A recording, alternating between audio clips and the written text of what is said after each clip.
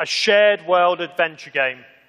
Set in a fantastical world, this game will bring players together and give them the freedom to play with limitless possibilities.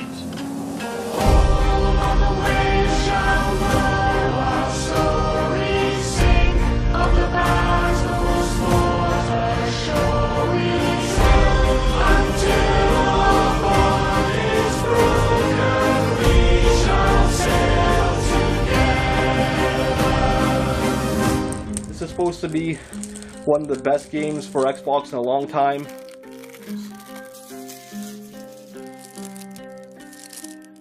I'm happy that Rare is finally doing a little bit more than just, connect games. I feel that this is right up their alley. Really looking forward to playing this. I saw you guys at Gamescom, and I said to you one thing. I said, this is great, but what do you do in this game? And when I saw you at E3, I asked you the same question. I said, this is great, but what do you do in this game? That was my question I was going to prepare for today, and I don't have that question anymore. Because I learned that you do everything in this game. You swim, you shoot guns. Get inside a cannon? You go inside a cannon, there's sharks. Yeah. I thought there was just like grog and boats. Most sandbox games have at least a little bit of complexity, and there is almost nothing going on right now in Sea of Thieves. I've played probably about 6 hours in total, 3 hours tonight, and I feel like I've seen everything the game has to offer. Come on, like this is it? Just a little bit of cosmetics, just 3 companies that offer the same repetitive quests? The quests were really mediocre. Like, we're talking free to play. The progression system is literally nothing but cosmetics. No matter how many quests you do, you always have the exact same loadout, no matter what. So the game is literally a loot fest for no fucking reason. It's as shallow as a puddle. There is nothing. The difficulty in this game is utterly laughable. You get a crew, you can cheese it, you can load up the cannon towers, shoot the skeletons, get the loot. You grab a quest, you grab the chest, you take the chest back.